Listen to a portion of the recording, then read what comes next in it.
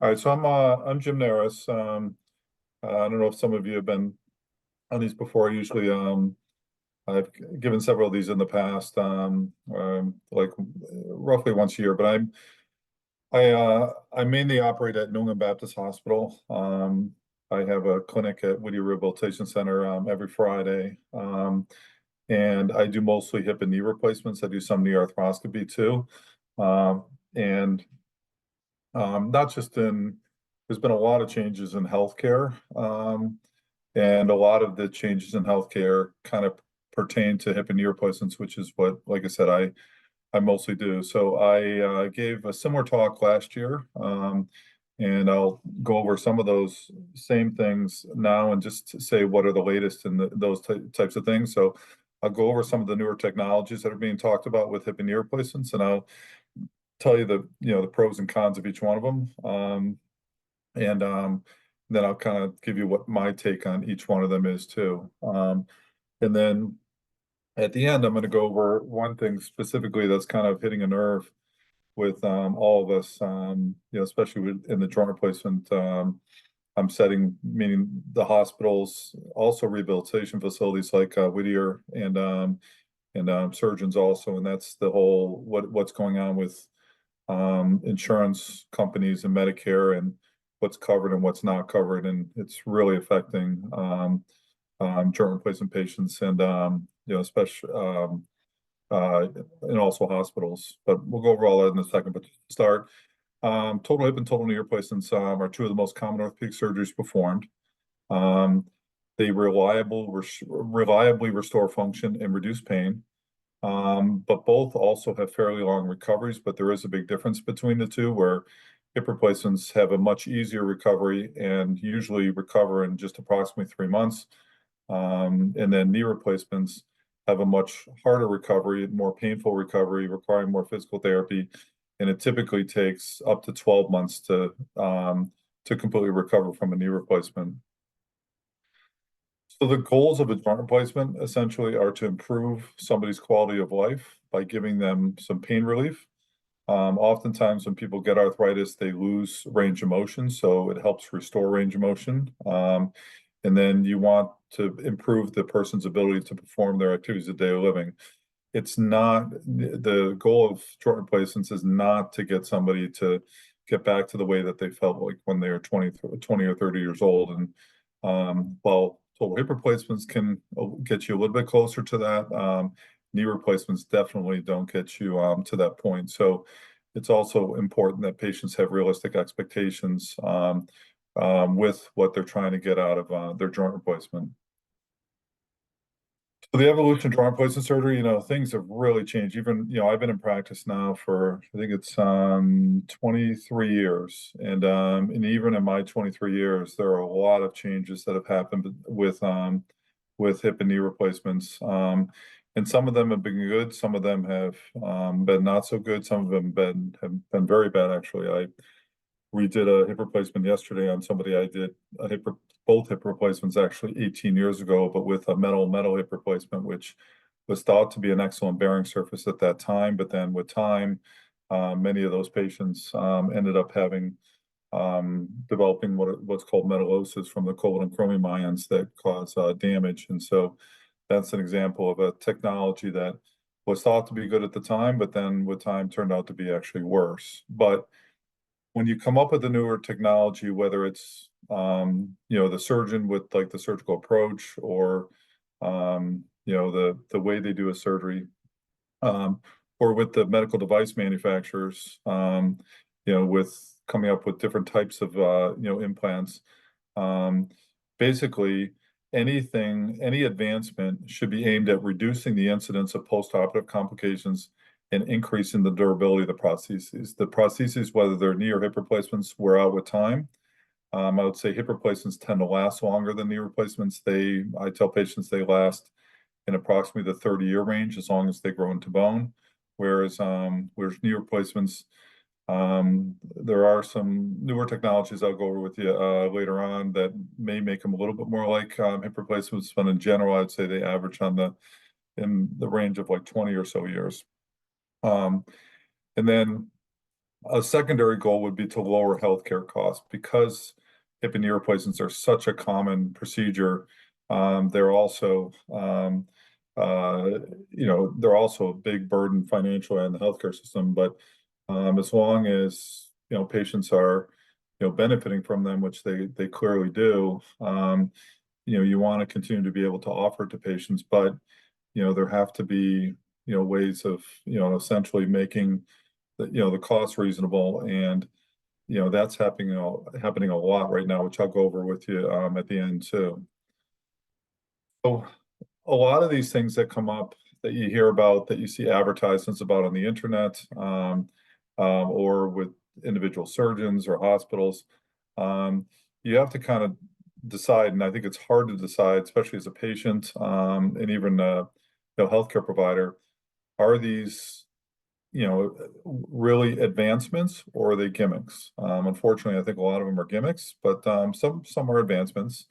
But some of the things I'm going to talk about are outpatient joint replacements, meaning that you have your hip or knee replacement and you go home the same day. I know when I first gave a talk similar to this, actually a talk I gave, I think 3 years ago, was actually only on outpatient joint replacements. And I know when I gave the talk, there was just anger, it seemed like, from a lot of the people on the call with all these questions afterwards about saying, how can you send somebody home the same day with their hip or knee replacement? And I'll go over some of the studies with it, but it's, as I said at the time, and it certainly applies today, it's here to stay, and it's going to become more common because it lowers healthcare costs and it's safe in the appropriate settings. So also, there's a lot of advertisements on surgical approaches for hip replacements, especially with a lot of advertising for the direct anterior approach to the hip, which has pros and cons, which I'll go over. There's a lot of talk more recently about robotic total joint replacements. And then hip replacements, one of the reasons why they tend to last longer is that we typically don't use cement anymore in most cases.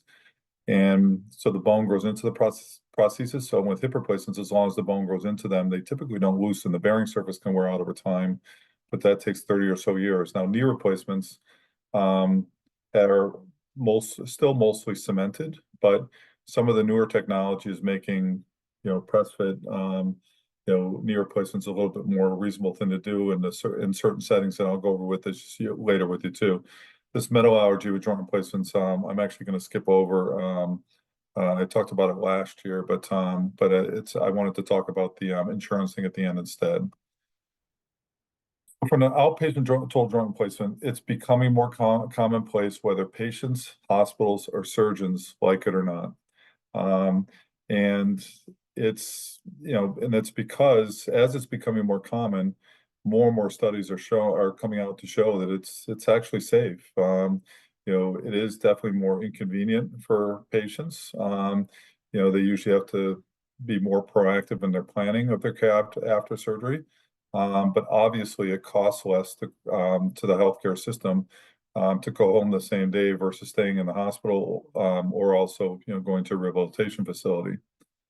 So in the old days, 30 years ago, patients were, prior to their hip and knee replacements, they were admitted the day before surgery, sometimes even a couple of days before surgery. And then oftentimes after surgery, they would stay in the hospital even more than a week. But as time has gone on, and I've seen this when I first got in practice, 23 years ago, patients typically stayed, sometimes 4 or 5 days. And as time has gone on, it's gotten less and less, to the point where, even 4 or 5 years ago, it was getting to the point where it's most commonly a day. But then now, like I said, it's getting to the point where, the insurance companies are expecting you to go home the same day. And then it has become somewhat more reasonable for this to happen because we've come up with better ways of providing pain management after surgery, better anesthesia forms, and then more rapid and effective physical therapy. In the older days, in those days where people would come in, a day or two before surgery and stay for a week afterwards, they would be put in traction, really before doing any physical therapy for a couple of days afterwards. And we now know that if you get patients going the same day with physical therapy, get them up and walking the same day, they do much better. And so that's pretty much what we always do, whether patients are going home the same day or even if they're staying in the hospital. And there have also been more technological advances that have been able to make this happen as well. So why outpatient total joint replacements? As mentioned, the biggest reason is you need to reduce the cost of total joint replacements to the healthcare system. Again, it's a really successful operation, both hip and knee replacements, but they cost a lot. And so it's just trying to, essentially, do our part, or patients doing their part to, to lower the overall healthcare system, cost of the system. And so there's two types of having outpatient surgery. You can either do it at what's called an ambulatory surgery center or a hospital outpatient surgery center. And I'm not going to get into the specifics of these, but essentially one type of hospital, one type of outpatient center is owned by the hospital usually. And so, kind of goes by the hospital rules. The other ambulatory surgery centers are a lot of times owned by physicians. And a lot of times these management companies, sometimes healthcare systems own them. But essentially they do the same thing. They make it so that individuals that have their surgery, and in my case, their hip and knee replacements, are done outpatient and they go home the same day. So essentially all parties involved, it seems like, except the patient, including the government, payers, and surgeons, agree that it is the right thing to allow medically and psychosocially acceptable patients to recover at home. Now, I am noticing that patients are starting to accept this more now too. And actually COVID has helped this because, in the past, patients just wanted to stay in the hospital as long as they could. But when people started getting COVID in the hospital and they're exposed to more people in the hospital, patients started wanting to go home, earlier. And then once this happened, patients started noticing that it's doable. And so that's why it seems like it's becoming more commonplace or more acceptable to the patient as well. Also, when patients are in the hospital, they complain all the time that they're being woken up, every couple hours to have their vital signs taken or asked if they need, pain medication. They say their beds are uncomfortable. So obviously, if you go home, you sleep in your own bed, and you also avoid, exposure to other, types of things like C. diff or other types of, what are called hospital-acquired infections, because you're at your home environment instead. So basically, as I mentioned before, more and more studies have shown that in carefully selected patients, that outpatient total joint replacement outcomes have equal or better outcomes than inpatient total joint replacements. And these studies are a little bit biased because what happens is that, it's common sense that people with more medical comorbidities, patients that are sick or have more medical problems, typically have more complications. So the patients that are being done more commonly in the outpatient setting are healthier patients with fewer medical comorbidities, and therefore several studies have shown that the complication rate is less in the outpatient setting versus the inpatient setting. But again, it's not comparing the same groups. So what prevented hip and knee replacements for a long time is being done in the outpatient setting was the fact that CMS had both total hip replacements and total knee replacements on their inpatient only list, meaning that they could only be done inpatient. They felt that they were not able to be done outpatient. But they have both been taken off now for several years off their inpatient only list, so Medicare patients can be done in the outpatient setting and where they feel it's safe. So as with a lot of other things, once it's determined that Medicare feels that it's acceptable to do it, many commercial insurers then mandate their patients that are younger than 65 that aren't on Medicare to do it as well, because they say, obviously, if Medicare is saying it's safe for their patients who typically have more comorbidities, then we're going to say it's safe for ours, and we're also going to say we're only going to pay for it that way. Also, and this is what I'm going to talk about at the end of this thing about these Medicare Advantage plans. Many of them now are mandating it in in patients that sign up for these Medicare Advantage plans. Like if you have a primary Medicare, you don't have to do it as an outpatient if you don't want. But a lot of these Medicare Advantage plans where patients feel like that, they have, better insurance because it's a Medicare Advantage plan. It turns out that it's not the case, and we're trying to get an insurance authorization for a lot of hip and knee replacements with these Medicare Advantage plans. They're only approving it as an outpatient too, and the patients have been upset. And essentially now, as many as 40% of Medicare patients have Medicare Advantage plans, and it's just they're being, and I'm going to go over that with you later, they're being duped into thinking that it's a better plan, and it's better because the commercial insurer manages their Medicare, but it's the absolute opposite. Basically, studies show that there's a negligible number of tests or intervention that are needed during the first night after surgery. So that goes toward allowing patients to go home the same day. So in the days of drawing a hematocrit, the day after surgery and for a couple of days after surgery to make sure the blood count is not too low that patients may need a blood transfusion. Now we give a medication called tranexamic acid to every patient that makes them bleed a lot less. The surgery seemed to go a little bit quicker now, and so it's extremely unlikely that patients ever need a blood transfusion, at this time. And then basically there's another study that showed that between 2012 and 2015, which obviously was a while ago, that there was a 47% increase in the number of outpatient joint replacements done, and that was even before the total hip and total knee replacements were taken off the inpatient only list of Medicare. And then it's expected that outpatient joint replacements are going to increase 77% over the next 10 years, meaning that 77% of the total knee and total hip replacements that are going to be done are going to be outpatient 10 years from now.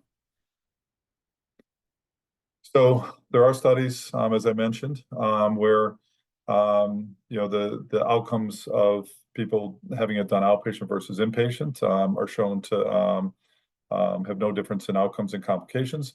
But this is the major thing, the second thing here, that this study by Anardi et al. Showed that the cost to the patient, that means co-pays, as well as the essentially the insurance company, was $7,000 less for the outpatient total hip replacement, versus the inpatient total hip replacement. This is Wong et al. Did the same thing for a similar study for total knee replacement, showed that there's no difference in outcomes or complications, and that it saved 30% of the cost savings when it was done in the outpatient versus the inpatient setting. So what does the American Academy of Orthopedic Surgeons and the American Association of Hip and Knee Surgeons say? So basically, they say it should not be up to the government. It should not be up to the insurance company, with what the patient has done, whether it's outpatient or inpatient. So they say it should be deferred to the surgeon with regard to the most appropriate surgical venue. Unfortunately, this doesn't always apply. And then it's also outpatient joint replacement should only be appropriate for carefully selected patients. But at the same time, what we're very concerned about now is that, and this is what always happens with insurance companies, is that so right now the insurance companies pay very similar rates and facility fees, and I get paid the same amount of money as the surgical fee, whether it's in the outpatient or the inpatient setting. But what's probably going to happen as they get more and more of the patients to do it as an outpatient, I bet you that 5 years from now they're going to say we're going to pay you less in the outpatient setting. That probably the surgical fee will be less, even though the surgery is exactly the same, and then they'll pay the facilities less when it's done in an outpatient setting versus an inpatient setting. But we'll see. But also, obviously, you have to ensure the patient safety is optimized, because otherwise, patients aren't going to trust you if you tell them that they should be done in an outpatient setting when they shouldn't, and then complications happen. So you really have to look at the patient, and their social situation and their medical comorbidities, determine who's the most appropriate for the outpatient setting. And so who is a good surgical candidate for outpatient joint replacements. You need a motivated patient, obviously, because they're doing more on their own versus having people around them in the hospital do things for them. They have to have good home support, and they have to have minimal medical comorbidities. So patients that don't do well in the outpatient setting, patients with significant anxiety. These patients are the ones that when you do them in the outpatient setting, they call your office 5 times a day, for the first couple weeks after surgery. Patients that are very obese, with the BMI, especially BMI over 40, don't do as well, mainly because they have a harder time getting around. And in general, they have more comorbidities as well. And then obviously anyone with significant medical problems, if you have somebody that's had, a history of, heart attack in the past or stroke or bad diabetic patients or whatever, they're not good candidates either. So what is needed to provide to do a joint replacement in the outpatient setting? I just mentioned the decreasing the surgical time and also the blood loss, and this is that TXA is tranexamic acid, which has been just a game changer for us, probably for the last, I would say, 6 or 7 years now. And then pain management optimization. So the nerve blocks that patients get right before a knee replacement are significantly better now than what they have in the past. When I first started in my practice, when people get a nerve block, they get it before surgery, and they'd have a type of local anesthetic that lasted about 6 hours. And 2 of the hours they were in surgery, so it would only last 4 hours after that, which almost seems like it's not worth it.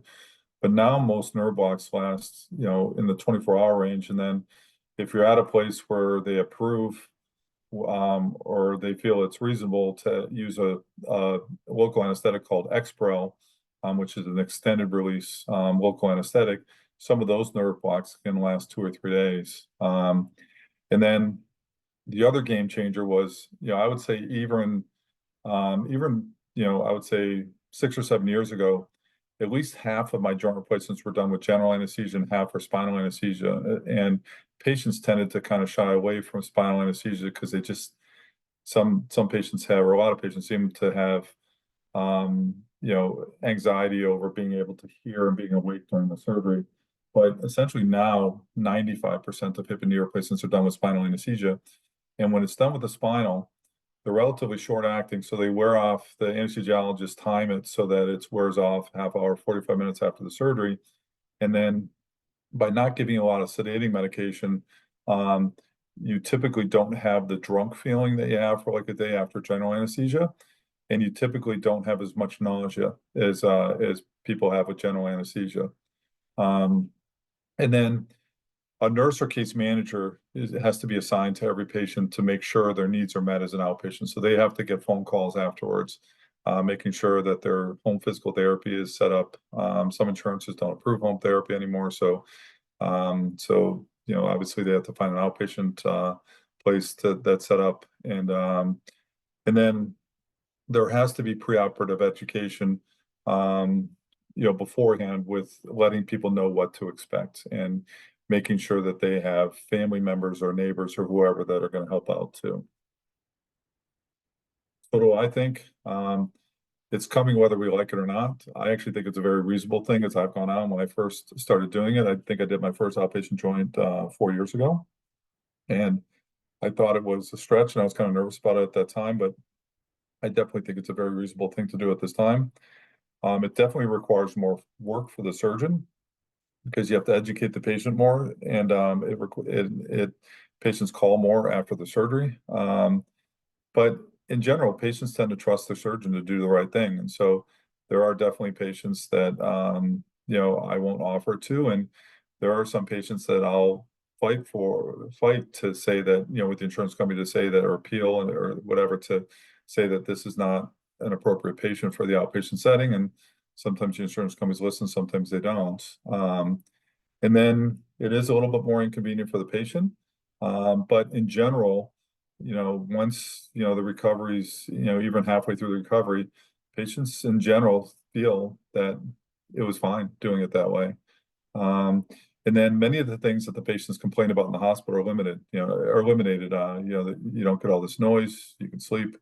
You don't complain that the nurses don't get you your pain medicine on time because you're your pain medicine bottle is next to you on the next to you on the couch or bed or whatever. And you obviously can't have a bad roommate like you can in the hospital too. All right, so now skipping over to surgical approaches for total hip replacements. This is kind of a somewhat frustrating thing for me because a lot of patients come in with a idea of what they feel that the different surgical approaches offer, which is usually very biased. So in the past, the two most common surgical approaches were either a direct lateral approach or a posterior approach. The direct lateral approach is kind of somewhat gone by the wayside because it takes off 1/3 of the gluteus medius tendon to expose the hip. And the gluteus medius muscle is the strongest muscle of the hip. You do repair it at the end of the case, but there are a certain percentage of patients, some say as many as 10 to 15%, where that repair pulls off, and those patients have a permanent limp.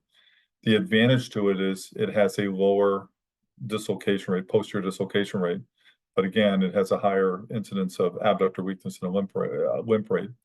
So the posterior approach doesn't take any of the strongest muscles of the hips off. The only muscles that come off are these muscles called the short external rotators, which are very small. One of them is the piriformis that some people have heard of. But so you don't damage any of the strongest muscles of the hip. But you go through the posterior capsule, and the posterior capsule is the structure that prevents posterior dislocations the most. And so you repair the posterior capsule afterwards, but sometimes just like with the abductor, repair with the direct lateral approach, sometimes it'll tear off. And so it has a little bit higher risk of dislocation, especially posterior dislocations. So, however, with most recent advances to less invasive approaches, as I mentioned, people have kind of gone away from that direct lateral approach. And most people, most surgeons now do either a mini posterior approach, which is what I do, or they do this direct anterior approach. So the direct anterior approach essentially goes in through the front of the hip. The incision is in the groin. It starts in the groin crease and it goes down the front of the thigh a little bit.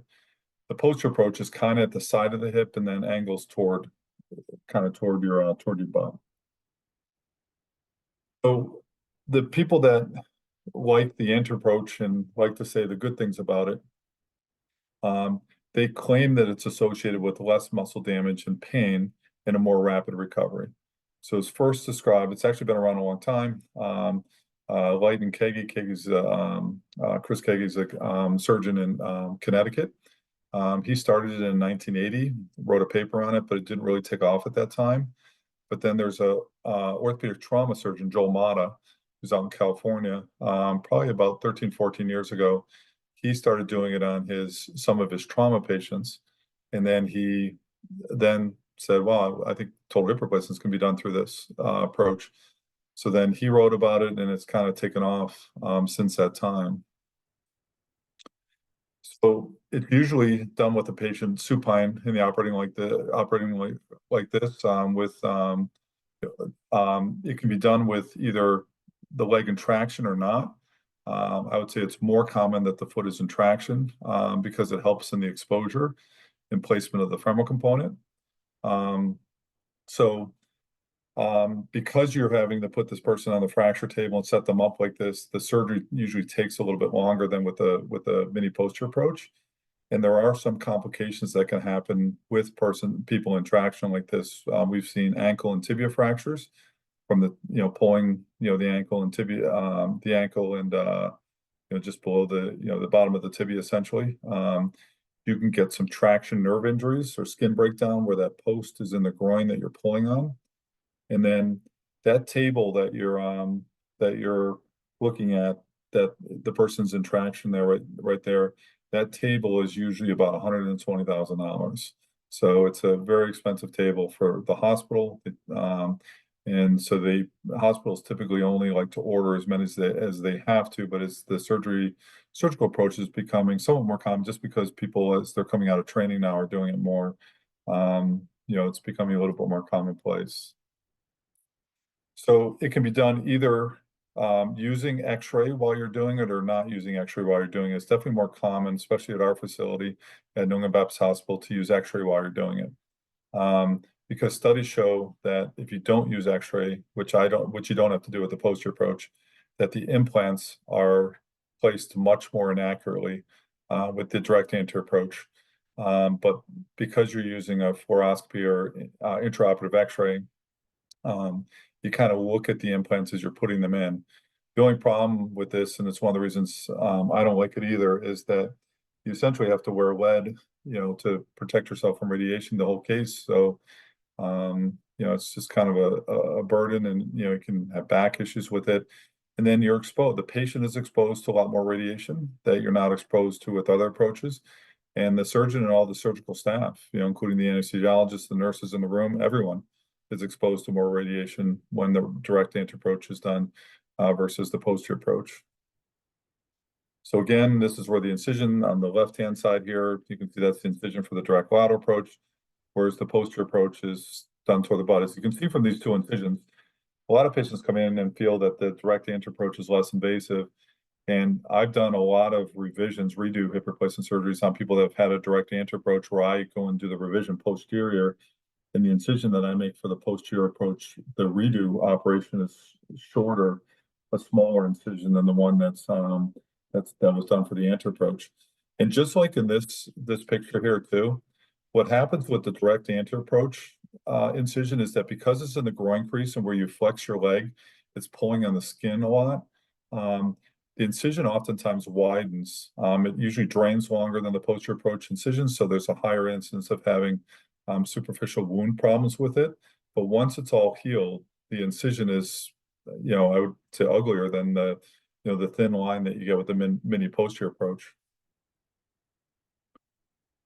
So also, studies show that there's a significant learning curve. So when you've been doing a surgical approach, like for me doing the mini posterior approach, if I decide I'm going to switch to the direct anterior approach, that studies show that generally the first 100 cases that you do, there's a significantly higher complication rate of things like fracturing, nerve damage, and you have to ask yourself, is it worth subjecting 100 patients to your learning curve, where you know that there's going to be a higher risk of complication? And like, is it ethical? Should you tell patients that you're in your first 100 cases? So all those things have to, you have to think about. So there are multiple studies. I would say there's 40 or 50 studies in the medical literature that are very well done that compare the results and complications of the direct anterior approach to the posterior approach. So the people that market the anterior approach, they'll say there's less muscle damage, less post-op pain, quicker recovery, and better gait mechanics. But there's very few studies, and most of the studies that show this are very biased, not well done. So what I would say the literature shows is that there might be a little bit less pain right after surgery, and that's because when you do a mini posterior approach, you actually separate, kind of like you separate the blinds when you're looking out the window, the gluteus maximus muscle fibers. They go back together after surgery, but when patients have a mini posterior approach to the hip, they have butt pain in addition to the pain from putting the implants in, which is the same in both procedures, that the direct anterior approach does not have. But that goes away fairly quickly. So the problem is that the only muscles that I mentioned before that you cut in the mini posterior approach are the short external rotator muscles. But those short external rotator muscles insert into the neck and into the ball, like right at the base of the ball of the hip, which has to come out whether you're doing a direct anterior approach or a mini posterior approach. So with the posterior approach, you actually, under direct visualization, take those muscles off that area that you have to cut the bone off. So there are also some blood vessels in those muscles that you cauterize as you're taking them off in the posterior approach. With the direct anterior approach, you don't see them because you're going in through the front. So what you do is you cut the bone and you basically, as you're taking the head out, you tear those muscles off. And in doing so, those blood vessels that sit in the muscles that get disrupted, just like you do with the mini posterior approach, they bleed. And that's why multiple studies show that the blood loss that you get for the direct anterior approach is higher than what you get for the mini posterior approach. And we've noticed this at one of the outpatient surgery centers that I do surgery at the New England Baptist Hospital one in Dedham. They're now essentially making the direct anterior surgeons use a cell saver during the surgery so that some of the blood that they suction up is given back to them. Just because the blood loss is higher and ends up being fairly high in a fair amount of people. Whereas with the mini posterior approaches like I do, I don't use a cell saver in the outpatient setting. So many studies show a sooner discharge from the hospital. But a lot of these studies are very biased because when people do the direct anterior approach to the hip, as I showed you before, the incision is kind of it starts in the groin and goes down the front of the thigh. So if you have a very obese patient, and obese patients have a high risk for complications, a lot of the direct anterior approach surgeons will do that patient through a posterior approach because the person's pannus hangs over where their incision is. And it has to be usually taped out of the way if you're trying to do a direct anterior approach, but immediately after surgery, the pannus is hanging over that incision. And that's why another reason why they sometimes have a higher incidence of superficial wound problems. So, less, as I mentioned before, very obese patients aren't the best patients in the outpatient setting. But when the direct anterior approaches are done more in less obese patients, they're on average going to have a sooner discharge from the hospital because obese patients, tend to stay in the hospital longer. Like I said, I believe that they may have a little less pain the first few days after surgery. And then I do think that they probably have, and some studies have shown this, some very good, well-done studies have shown that they might have a slightly faster recovery by a few weeks at the most, but they have a higher complication rate of several other complications. And that's, so as I mentioned before, they have increased blood loss. The surgery takes longer. They're under anesthesia longer. Again, they have higher wound healing complications. They have a higher incidence of nerve damage. And one of the nerves, this lateral femoral cutaneous nerve, is a nerve that goes right by the incision for the direct anterior approach. And it's a sensory nerve only, so it doesn't apply any motor function, but it's what gives you your sensation to your thigh, kind of on the front and side of your thigh. So a large percentage of patients that have direct anterior approach have damage to this nerve and end up with a permanently numb area there. And some end up with a neuroma where they can have pain there. But surgeons that do the direct anterior approach, they don't even tell patients this ahead of time that they're going to get this because they feel that it's just numbness. It's not usually a motor problem. And but you do not get any numbness with the mini posterior approach. And as I mentioned before, you can have complications associated with the traction of the anterior approach. The dislocation rate, I would say this is one. I do think that this dislocation rate is slightly higher with the posterior approach versus the direct anterior approach, but there's a higher risk of fracture in the femur putting in the direct anterior approach because it's harder to get access to the femur with the direct anterior approach. So what some surgeons are doing now is, in order to try and avoid fracturing the femur, because they're having a hard time getting exposure to it, they'll reach around and cut the posterior capsule in the direct anterior approach. So then you're making it the same as with the posterior approach, except you're not able to repair it because you can't get access to it to repair it. So when that happens, then your dislocation rate ends up being the same between the two approaches. So I think you have to be very careful with misleading marketing. And obviously I'm biased because I do the mini posterior approach, but I really think, and it's actually what the American Association of Hip and Knee Surgeons says, is that you essentially should have, you should have the surgery done with the surgeon you feel the most comfortable with, and that surgeon should do the approach that they are most comfortable with to limit the risk of complications. Let's see. Now going on to robotics, this is becoming more and more popular right now too. So it started just with knee replacements with this company that's in the picture here called Mako. So when Mako came out with this robotic arm that did the surgery, they were their own company, and because they were their own company, they had to have their own implants that they used, and they weren't any of the major manufacturers' implants. And also those implants really weren't studied long term because that company was so small that they just didn't have the money to follow the implants long term. So it never really took off when the company Mako had it. But then all of a sudden, Stryker bought Mako. And then Stryker is a huge joint replacement company. And when they bought Mako, I would say it's probably 7 or 8 years ago. They then made it obviously so that the Mako robot could put in the Stryker implants. And that was kind of a game changer for people that wanted to do this. And so then all of a sudden you can put implants in that have, known long-term success. And it's become more and more common, but it's become more and more common for two reasons. Number one is if you have surgeons that don't do very many knee or hip replacements, they can kind of rely on the robot as long as, the power's on and, the computer's working and things like that. And then so you take some surgeons who are just never really comfortable with making their own decisions with doing hip or knee replacements, feel more comfortable when the robot's doing it. And then a lot of surgeons in hospitals use it as a gimmick. They make you think, when patients hear robotic, they hear it must be better.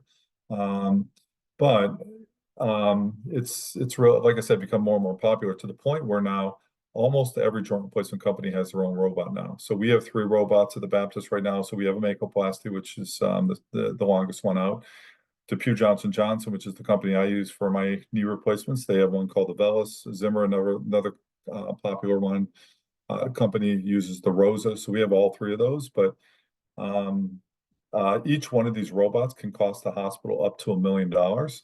So when a hospital does pay $1 million for that single robot, they kind of want it used, and they also want to get their money's worth out of it, and that's why they do all this somewhat misleading marketing.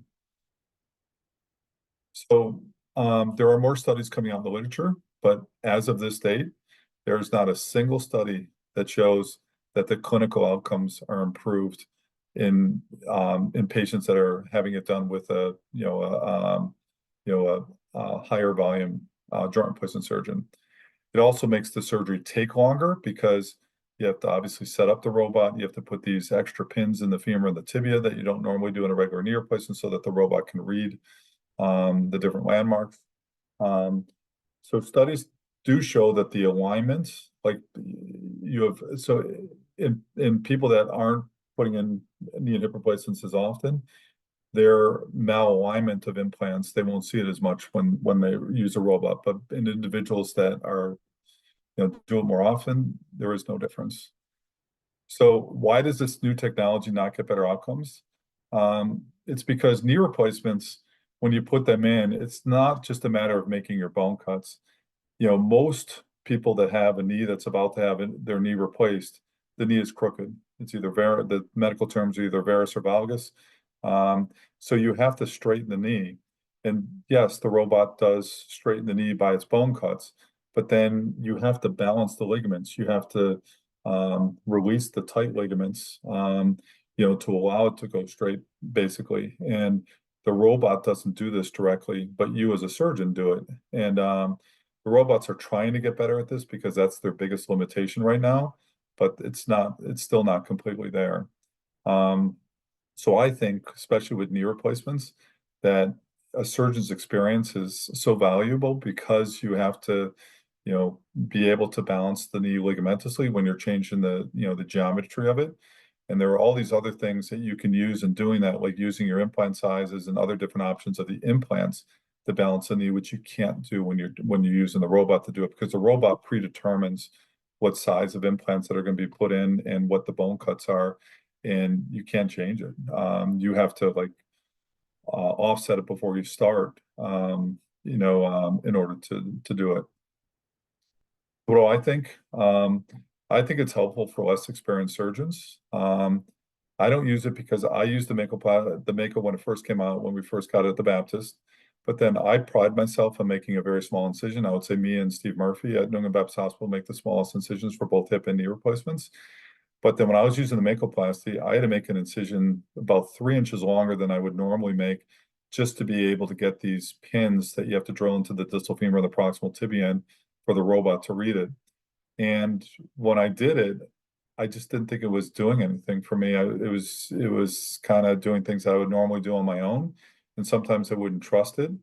And so therefore I kind of reached the conclusion that I don't think for me, making an incision, 3 inches longer is worth what it does. Now, there are some cases where somebody has like retained hardware in that doesn't allow me to use the regular instruments that I use to align the knee. So in those cases, I'll use it, but really only in those cases. When I have a patient that comes in and asks about it, even though I use it, sparingly, I tell them I prefer not to use it, and I try and convince them not to have it used, at least in my hands. Now moving on to uncemented total knee replacements.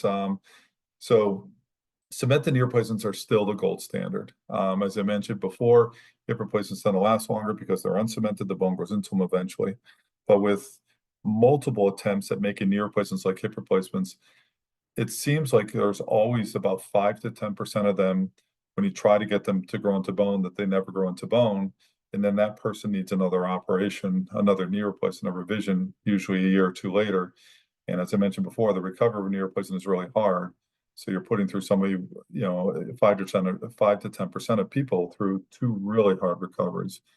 But the technology has improved with time. But things to consider are that uncemented implants do not change the mechanics or the function of the knee at all. They're essentially the same implants, whether they're cemented or uncemented. It's just the backside of the implant where it attaches to the bone that's different. So the backside of the press fit ones or the uncemented ones have a porous coating that the bone hopefully grows into, whereas cemented ones are smooth on the back so that you can cement it to the bone. So newer implants that have come out seem to show that at least at 10 years, at least for the Stryker press fit one, that's probably the most recent one that has 10-year results, show that at 10 years, they're at least the same as cemented ones. So they're no worse. There's a thought that because cement breaks down with time, that if you have at 10 years equivalency between cemented and uncemented, that in the long run that the uncemented ones will last longer because they have boning growth versus having cement to break down. What do I think? I think that that uncemented implants will still be a problem in certain settings. There's some people that have better bone than other people. So I think in younger and more active patients with good bone, I think it's reasonable to cement them because, if you have a 50-year-old, somebody in their 50s, and as I mentioned before, cemented ones last in the 20-year range, they're probably going to have it redone, because, hopefully they're going to live longer than, 70 years old. But if you have somebody that does not have as good a bone in their mid-60s or 70, then getting that person 20 more reliable years, not having to worry about the bone growing into the prosthesis, is probably a reasonable, in my opinion, a more reasonable thing, because they're probably not going to have a revision of their cemented implants because it's probably not going to wear out in those 20 or so years. So I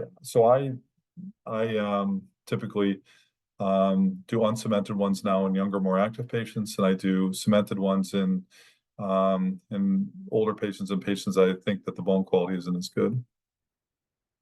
So this is the part that I kind of added this year to this talk. So insurance coverage has changed so significantly over the past, especially 3 to 4 years. And so what an insurance company covers, and this is Medicare also, what an insurance company covers with total joint replacements is changing for the worse. Absolutely. So when I said before that, we have been showing that outpatient joints, you can do them equally as well as inpatient joints, but some of the things that insurance companies are choosing not to cover are harming the results or making the results worse, in my opinion. So basically, they're all covering less services after surgery. And then I will break this down, kind of separating commercial insurance carriers from Medicare. So from a commercial insurance standpoint, first of all, it's gotten much harder to get knee and hip replacements approved. So most of the insurance companies use the Blue Cross Blue Shields, the Harvard Pilgrims, the Tufts, United Healthcare, Aetnas. So they a lot of times have these smart sheets where people that are determining non-physicians, sometimes even non-medical people who are determining whether they're going to approve the hip or knee replacements have all these boxes that need to be checked off. And some of the boxes that need to be checked off just are things that can help some people when they have arthritis, but once they're bone on bone, are not likely to help. But if you don't do them, they're not going to approve it. So these things include, I would say the three most common ones are steroid injections, anti-inflammatory medications, and physical therapy. It's really frustrating when you have a patient that's like beyond bone on bone. They're even wearing away the bone, and they've had steroid injections, they've taken anti-inflammatory medications, but they've never done formal physical therapy, which isn't going to help them at that point. But you'll come back with a denial from the insurance company saying they haven't done physical therapy. They can't have it approved until they go through a course of physical therapy. And then they have to go through that 4-week course of physical therapy to find out it doesn't work to get it approved. And it just seems counterintuitive, but it's just a way for them to deny access, basically. And then essentially, commercial insurance companies almost never approve an individual to go to rehab. So, and people just have to have realistic expectations with this. And there's, more and more people coming into the hospital that feel that they're going to go to a rehab place and they just can't. And so patients, especially commercial insurers, and I'm going to go over another aspect of this later, they just do not approve these anymore. And then also, pretty much all commercial insurers will only approve their hip or knee replacements in the outpatient setting. But if it's done in the hospital, in outpatient setting, it could be what's called 23 hours observation. So you can stay in the hospital for 23 hours, which means you can stay overnight, but essentially you have to go home the next day. But also, the insurance companies are approving therapy less and less. So typically, in my opinion, much more so with knee replacements than hip replacements, that individuals require 3 days a week of physical therapy, whether it's in their home or going to physical therapy for the first, I would say, 6 weeks after surgery. But a lot of physical therapy a lot of commercial insurers now are only approving 2 days a week instead of 3 days a week. Again, pushback. And then some won't even approve home therapy. And when you have a knee replacement and it's very, very, very painful, can't drive afterwards, to have to get to an outpatient place immediately after surgery, I think is completely unreasonable. But some more and more insurance companies are doing that. Also, they're putting a lot of the commercial insurance companies are putting higher copays on outpatient physical therapy. So, if you want them to do, even though they'll approve 3 days a week, they charge the person $40 every time they go. And some people just can't afford it. So then the patient on their own will do it less than 3 days a week because they just can't afford it. And then now it's hard to get a lot of the medications approved. So, a lot of the commercial insurers now only cover for a certain amount of narcotics. They determine the dose and frequency that patients are allowed afterwards that they're gonna require.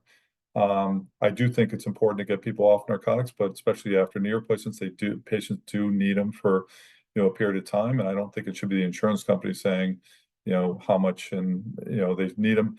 A lot of people that are at high risk for blood clots go on Eliquis now, and a lot of insurance companies don't cover that, so that ends up being just for a 4-week course of Eliquis. A lot of times it's $250 to $300 for patients out of pocket. We like all patients going on Celebrex or meloxicam after surgery. A lot of times the insurance companies won't approve these either because they want you to take ibuprofen or naproxen, cheaper ones instead. Then you move on to Medicare. So the main thing patients really have to understand, and they just don't understand it at this point, is there is a big difference with what is covered and approved based on whether you have primary Medicare or a Medicare Advantage plan. So many older patients are being duped into getting these Medicare Advantage plans. You see the commercials on television. I just saw one for Humana during actually one of the football games this past weekend, that they said sign up for Humana Advantage plan because we'll pay for some of your groceries even. So you have to ask yourself, why are these companies offering that? They'll pay for your hearing aids, other things. So they're doing it because they're trying to rope you into getting into one of these plans. And then patients feel like they'll still have the same Medicare benefits, the same things will be approved, but it's absolutely the opposite. So while Medicare reimburses the hospital and physicians less, their approvals are much easier to get. You almost never have to get a prior authorization, and many more services are approved. But what happens with this is that because of the low reimbursement rates, hospitals, when a hospital does a Medicare total hip or total joint replacement, they barely break even on that patient, or they tend to lose money because pretty much most patients that stay longer than 1 day in the hospital will lose money on that patient. So that's why there's a big push to get patients out the next day. And then you just have to ask yourself, is that sustainable? But what Medicare Advantage plans do is so Medicare Advantage is a capitated program for providing Medicare benefits under Part C Medicare.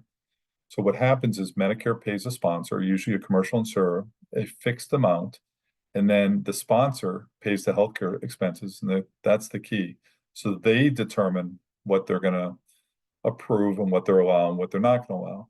So while, as I mentioned to you before, Medicare usually will cover everything, not always with a great rate. Medicare Advantage plans don't pay the hospital anymore. They don't pay the physician anymore, but they put stops on them. They make you get all these prioritizations. They almost never approve rehab. But they'll say, look, Medicare is government. You want us, the commercial insurer, to manage your Medicare. But as the people at New England Baptist Hospital they call it Medicare Advantage for a reason, because they want patients to feel it's an advantage to having this be your Medicare. But the Baptist calls it Medicare disadvantage because patients just don't understand, but it's a huge disadvantage for patients to have it. And patients kind of pay into these plans too. And they come in all the time saying that I have a better insurance, meaning their Medicare Advantage plan. And when you try to tell them you don't, your insurance stinks. But they just don't get it until they find out something's not approved. And a big thing, and that has happened over and over and over. I had about 3 or 4 weeks ago, I had a patient, 86-year-old woman, lives by herself, has family in Virginia. They came up for her surgery. She was planning on going to rehab, staying in the hospital, whatever the mandatory 3 nights of Medicare, and then going to rehab facility. But she had a United Healthcare managed Medicare Advantage plan. So when she got in the hospital, they denied it. And so they deny it because they say that having a person be able to go to rehab place for social reasons is not a medical reason. So that patient ended up staying at the Baptist for over a week. The Baptist tried to do the right thing. It was a huge cost hit to the Baptist, but the Baptist is asking us as physicians to make sure these patients know ahead of time now that if you have a Medicare Advantage plan, you're most likely not going to be able to go to rehab. So you have to make other plans.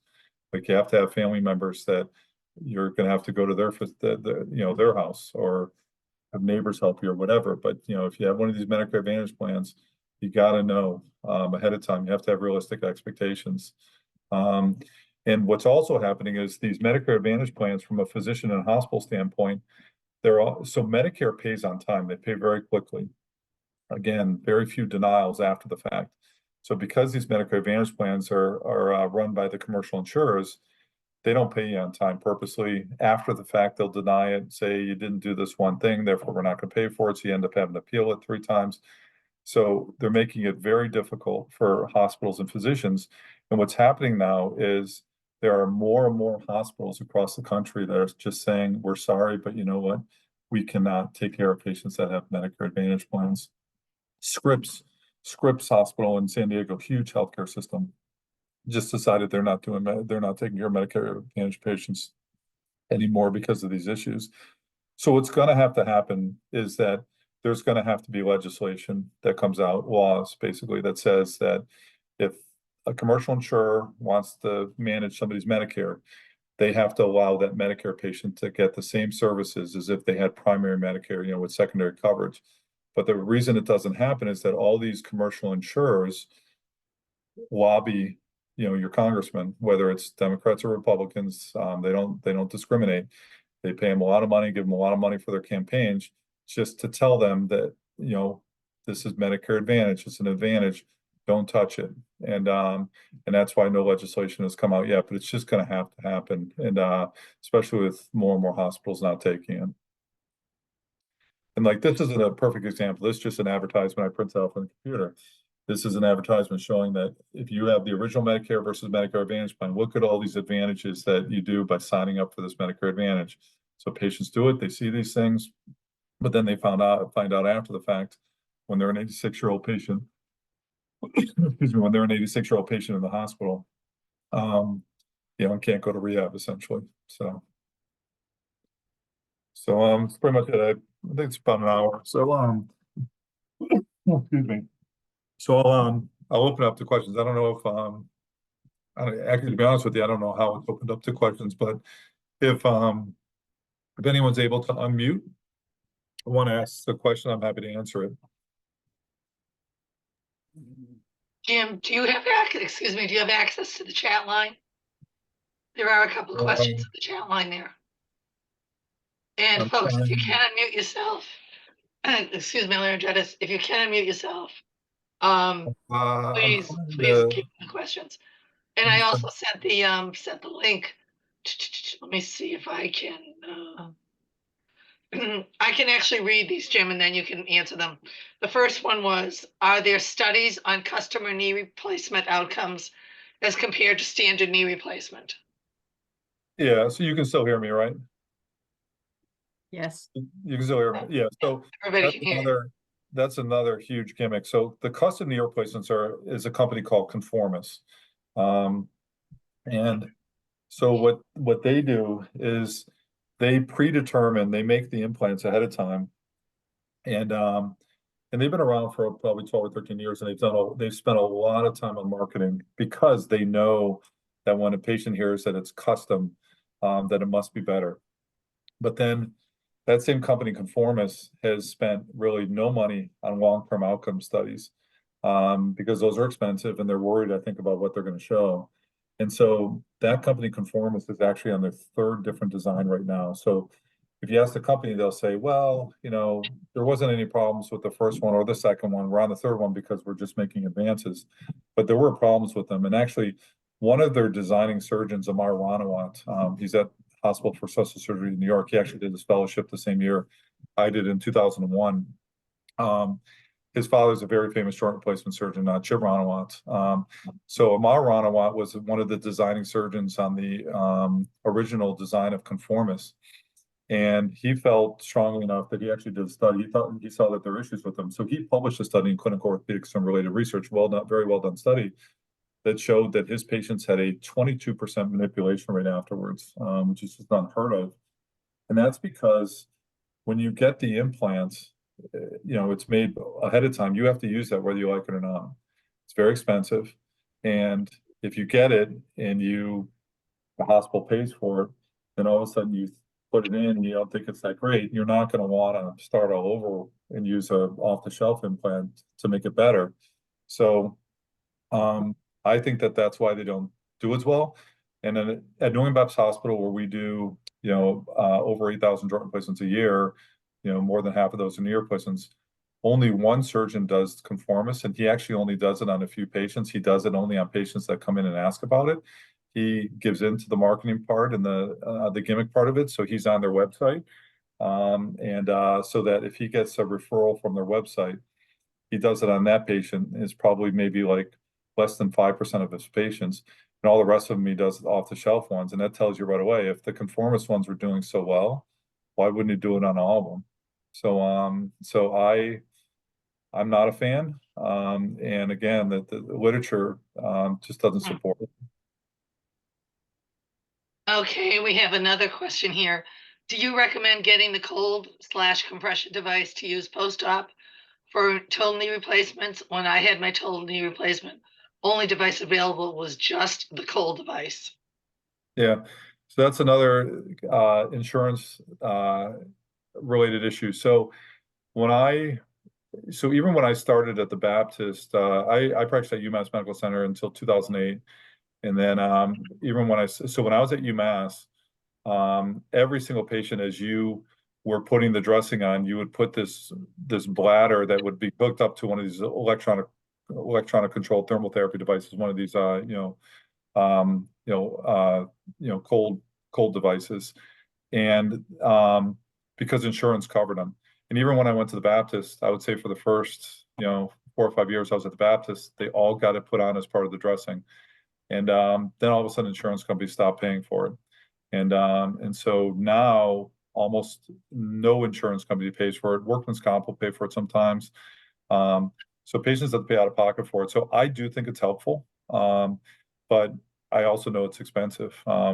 One of the surgical centers I operate at up in Nashua, New Hampshire, they pay for it for some reason. I'm not sure why. I think it's because they are looking for patients to get a good experience. So they do pay for it at their center, but no other center pays for it. So you have to pay for it out of pocket. But I do think it's helpful. It's definitely, I think, gets the cold to the knee especially better than regular ice does. You obviously don't have to change the ice. You don't have to worry about the ice bag breaking and getting water on your incision.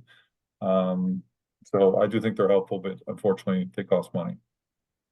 Okay, we have a couple of comments here. Humana has very few SNF contracts. Whittier and Phelan don't take it either.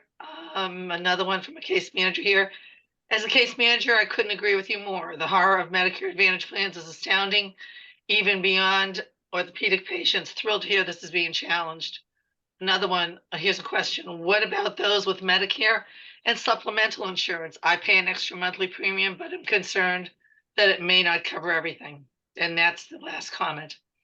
So if you have a choice, that's the better way of going about it, unless, like I said, some legislation comes about, which I think there should. And so if you're letting, as I mentioned, if you're letting a commercial insurer manage your Medicare, don't you think you should be able to get the same services as if you actually had Medicare because you're over 65 and have Medicare? It's common sense.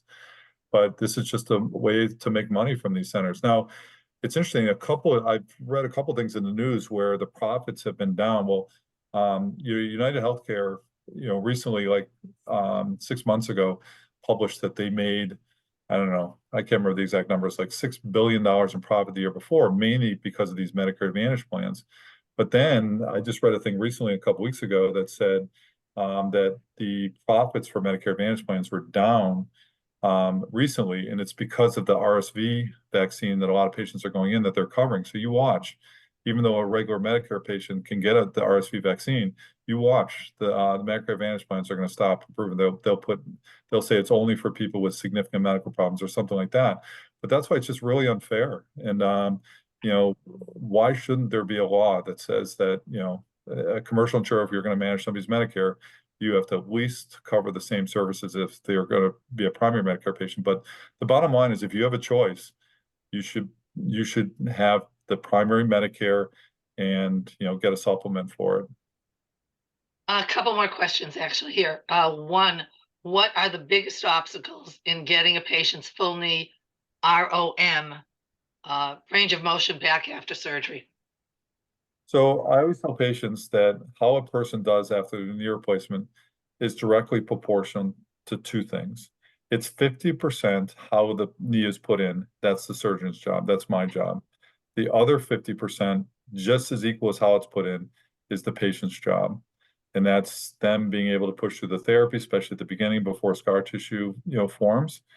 And it's much harder for some people to do that than other people. And that's why it's, the results are somewhat variable from person to person. Can you speak about dual motion hip prostheses? How long have they been around? What are the advantages and disadvantages? So it's interesting. I just 2 weeks ago, I served as an expert witness to actually defend a surgeon who had a patient that was dislocating that he did not use a dual mobility hip replacement. And the expert witness on the other side was trying to say that the fact that the surgeon didn't do a dual mobility hip replacement in the patient that was at higher risk for dislocation was a deviation of standard care. It's absolutely not the case. And so the advantage of dual mobility hip replacements is that it's two balls. That's why it's called dual mobility. So they move in two different directions. So the advantage is they are less likely to dislocate. However, the disadvantages are that, number one, they haven't been out as long, so we don't know as many long-term results. Number two is when they dislocate, when a regular hip replacement dislocates, they can be put back in the emergency room just after the patient's sedated. You don't have to open the incision up.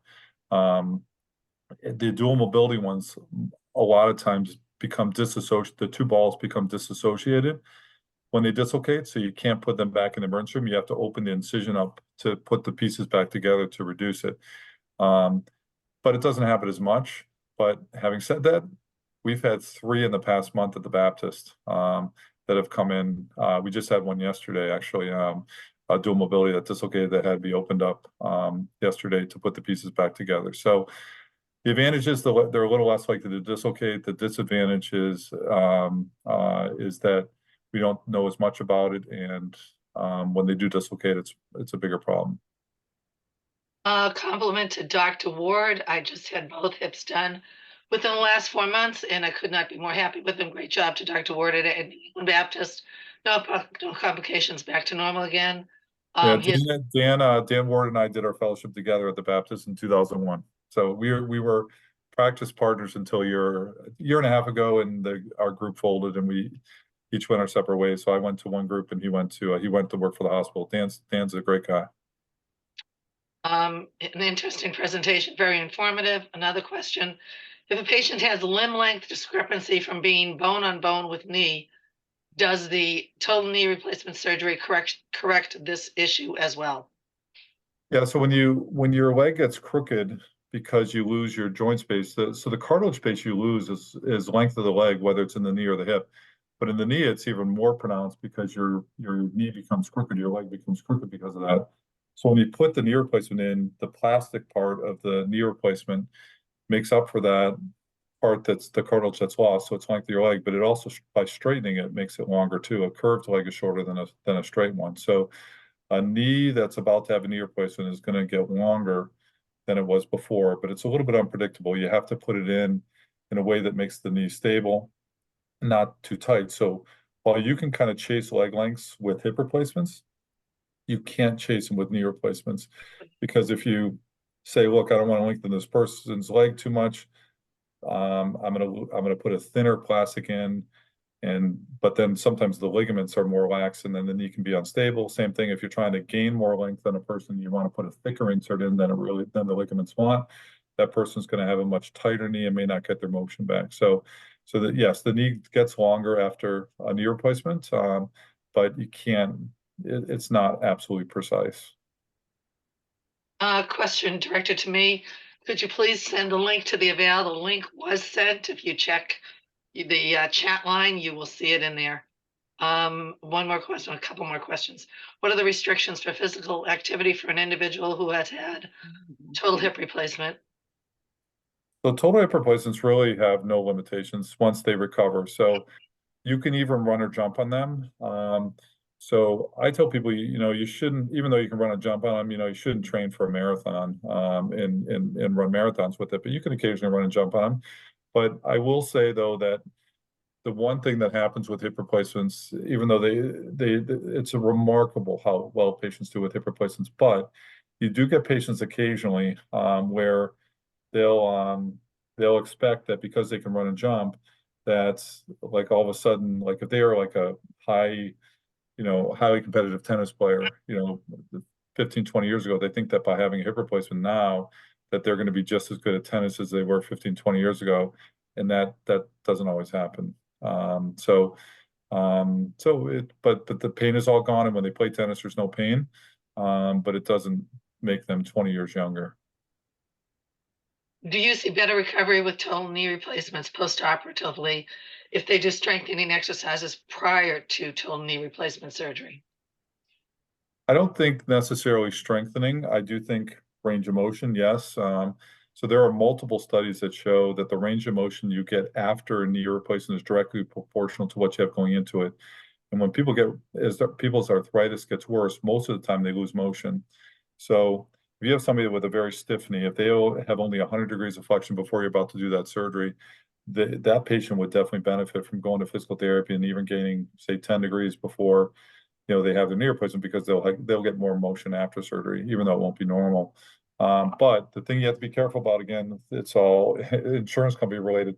More and more insurance companies only approve a certain amount of physical therapy visits per body part per year, and it is more important after surgery than it is before surgery. So if you have one of those insurance companies, and sometimes patients don't know, so I'll tell them, look, you should find out If you have one that limits how many visits you have, then I would not do it before. I'd just do it on your own before, and then just, obviously focus on afterwards.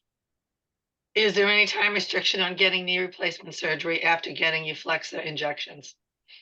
Yeah, I think generally, almost all orthopedic surgeons say that any type of injection, whether it's a steroid injection or a gel injection or a PRP injection, that you should wait at least 3 months from your last injection in order to limit your risk of infection. And this is the last one.